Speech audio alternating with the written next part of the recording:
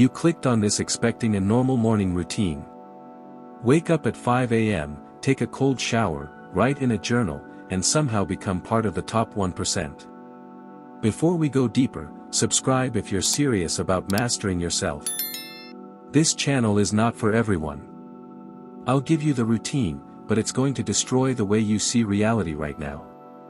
Society tells you discipline is about building better habits, that you just need more willpower. That's a lie made to keep you tired. Willpower is a myth sold to weak minds. The elite don't depend on motivation. They depend on psychological engineering. There's a 2,000-year-old system, a specific pattern of mental violence against the self, that great emperors used to conquer their own human nature. Once you understand how this works, your old self won't survive the night. Phase 1, Inoculation through Degradation, the Comfort Trap. Let's start with a truth you've been avoiding. You are fragile because you depend completely on comfort. You think your daily premium coffee, your air-conditioned room, and your soft bed are rewards for working hard. They are not rewards. They are hostages, and the world holds a gun to their heads every single day. Look at your choices. Look at the anxiety in your chest when your bank account drops, when a client threatens to leave, or when your business has a slow month. You get scared. You negotiate from fear. You agree to deals you hate. You tolerate disrespect from your boss. You stay quiet because you're terrified of losing your comfort. Seneca, one of the richest men in the Roman Empire, understood this trap. He knew that a man who fears losing his possessions is already a slave to them. He didn't write empty quotes about gratitude. He built a psychological weapon against his own fear. He called it voluntary hardship. Once every month, Seneca would remove his expensive robes. He would wear the rough, uncomfortable tunic of a beggar. He would leave his huge estate, walk into the poorest part of Rome, sleep on the hard dirt floor, and eat nothing but stale, hard bread. He didn't do it for charity. He didn't do it to appear humble. He did it to kill his anxiety. While eating that stale bread, he would ask himself one question: is this what I was afraid of? When you face your worst-case scenario by choice, you take away the world's power over you. Modern science is only now catching up to this ancient brutality. Look at the 2023 meta-analyses on ego depletion by researchers like Roy Baumeister. They show that willpower is not a personality trait. It is a limited biological supply of resistance. Every time you fight an urge, every time you stress over possible loss, you drain a little more of that mental battery.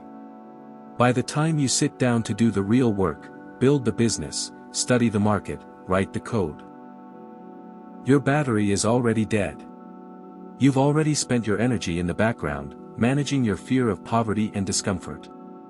The top 1% don't just save their battery. They shut down the apps running in the background. You must practice intentional discomfort. You need to create days where you deliberately face the things you fear. Take 1 week and cut your spending to zero. Eat rice and beans. Sleep on your bedroom floor. Take freezing cold showers. Remove the dopamine hits from sugar, entertainment, and luxury. Force your brain to live through the disaster it keeps worrying about all day. When you wake up cold, hungry, and sore on that hard floor, something changes inside you. You realize you are still alive. Your heart is still beating. You didn't die. The fear starts to disappear, and when the fear disappears, all that wasted mental energy comes back. You become dangerous to your competition because you stop making decisions for survival. You start making decisions from strategy. A man willing to sleep on dirt can't be threatened with a pay cut. A man who enjoys the cold can't be controlled by the promise of warmth. When you train yourself against your worst fears, you take away the world's power to bargain with you. You set the terms. Every time. But beating your fear of poverty is only the beginning. What happens when the world attacks something you can't easily replace? What happens when it attacks your reputation, your health, or your family? How do you stay unshaken then? Phase 2, the amputation of outcomes, the dead man's psychology. Most people live under a dangerous illusion. You think you control your life. You think if you work hard, you will be rewarded. You think if you treat people well, they will stay loyal. You think if you study the market, your investments will grow. This illusion of control is exactly why you suffer. When the market crashes, when your partner betrays you, when the algorithm buries your work, you fall apart. You feel betrayed by life itself. You spiral into anger, sadness, and endless complaining. But you need to understand one brutal historical truth. The foundation of Stoicism was not built by a rich emperor in a palace. It was built by Epictetus, a man born into slavery. Epictetus didn't have the luxury of life hacks or morning routines. His body literally belonged to another man. One day, his master, a cruel man named Epaphroditus, took an iron tool and started twisting Epictetus's leg for fun. Epictetus did not scream. He did not beg. He looked his master in the eyes and calmly said, "If you keep twisting it, it will break." The master laughed and kept twisting. Then the bone snapped with a sick crack. Epictetus did not cry. He looked at his broken leg, then back at his master, and simply said, "I told you it would break." This is not a story about pain tolerance. This is a story about violently cutting emotional attachment to anything outside your direct control. This is the dichotomy of control taken to its most extreme, terrifying, logical form. Epictetus understood that his leg was not him. His leg belonged to the physical world, and the physical world is ruled by chaos, cruelty, and chance. If he tied his emotional stability to the condition of his leg, then he would become a victim. So he cut off his psychological attachment to the leg before the bone ever broke. You must apply this dead man's mindset to modern life. You are bleeding emotionally because you've extended your nervous system into things you do not truly own. You feel real pain when someone insults you online because you think you own your reputation. You don't. Your reputation is just an opinion living in the minds of strangers. You cannot control their thoughts. You panic when your crypto portfolio drops because you think you own the market. You don't. You only own the decision to buy or sell. The top 1% operate with a ruthless mental divide. They draw a hard line around their own minds. Inside that line is their judgment, their impulses, and their choices. Everything outside that line, the economy, employee behavior, partner loyalty, the result of a project, is treated as neutral material. When you launch a business, you don't hope it succeeds. Hope is a beggar's emotion. You execute the strategy perfectly, then mentally kill the outcome. You treat the business as if it has already failed. If it succeeds, that's a bonus. If it fails, that's just the universe doing what it does. This is the secret behind high-stakes performance. Have you noticed how you can perform perfectly in practice, but freeze during the real event? That happens because you are emotionally attached to the outcome. You are trying to control what cannot be controlled. The moment you cut that attachment, the pressure disappears. You stop feeling anxious. You become a machine following a protocol. You speak clearly. You negotiate hard. You take bold, calculated risks because you have already accepted the worst-case scenario as part of reality. Look at your current fears. Write them down. Then be brutally honest. Are they under your complete direct control? No. Then you are carrying a corpse. Drop it. Stop complaining about the rain and learn to fight in the mud. When your self-worth is no longer tied to outside results, you become a ghost in the machine. Unpredictable. Untouchable. Impossible to intimidate. But a bulletproof mindset means nothing if your daily actions are chaotic. So how do you force yourself to follow through on these high-level strategies when you're tired, bored, or unmotivated? Phase 3, the architecture of the inevitable, the tyranny of the micro-action. Society loves the idea of motivation. You watch a heavily edited video. The music rises, the speaker is shouting, and suddenly you feel a rush in your chest. You declare that tomorrow everything changes. You'll wake up early, dominate the gym, and build your empire. 3 days later, you hit snooze, skip the gym, and spend 3 hours scrolling short videos. Why? Because motivation is a biological spike. It's a burst of dopamine and adrenaline designed by evolution for short survival moments, like running from danger. It was never built to carry a 10-year business plan or a daily study habit. Depending on motivation is like trying to heat your house by setting off fireworks in your living room. It's loud. It's bright. And 1 minute later, you're cold again in the dark. The elite do not care about motivation. They care about inevitability. Marcus Aurelius, Emperor of Rome, did not want to wake up early. In his private writings, he admitted how much he loved the warmth of his bed and how much he hated the cold reality of his responsibilities. Still, he woke up before sunrise every single day to rule an empire. He didn't use hype. He used behavioral design. Modern behavioral science, especially the work of researchers like B.J. Fogg, explains the exact method Marcus Aurelius understood naturally. You do not build habits through pure willpower. You build them by creating a psychological cage where your weaker self has no way out. This is habit stacking, but we're going to turn it into a weapon. The amateur tries to create a new behavior from nothing. I'll read 30 pages a day.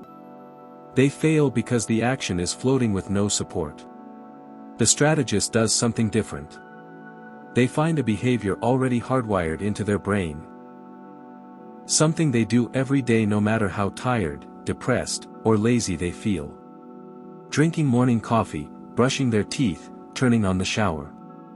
Then they attach the new difficult behavior to that existing one. No debate. No delay. The hardwired action becomes the trigger that immediately forces the new one. But you must start incredibly small. If you want to build stoic discipline through physical training, you do not promise yourself a 2-hour workout. Your brain sees the huge energy cost and creates resistance to stop you. Instead, you commit to putting on your gym shoes right after you pour your morning coffee. That's it. Just put the shoes on. Your brain doesn't fight that. The energy cost is tiny. But once the shoes are on, the barrier is broken. Then momentum takes over. You must treat your brain like a hostile force that always wants the easiest path. You are the architect. Your brain is the prisoner. You must build your environment so that failing your routine takes more effort than following it. Sleep in your workout clothes. Put your alarm clock in the bathroom beside a glass of water. Delete your social media apps every single night, so the next day you have to manually re-download them if you want to waste time. Remove friction from the things you want to do. Build huge walls of friction around the things you want to avoid. This is how the Roman legions conquered the world they knew.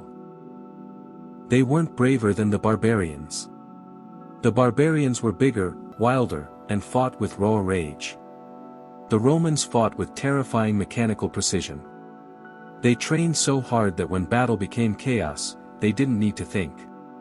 They didn't need to feel brave. Their bodies automatically formed the shield wall. Their arms automatically drove the gladius forward. They won because their discipline was inevitable.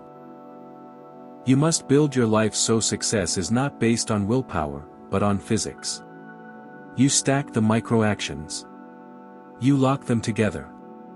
You create a daily chain that pulls you forward, needing zero motivation to work.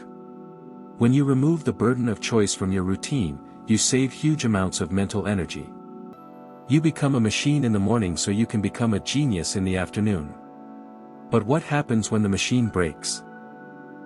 What happens when you fail, give in to impulse, or lose your temper? How do you stop one mistake from destroying the whole system?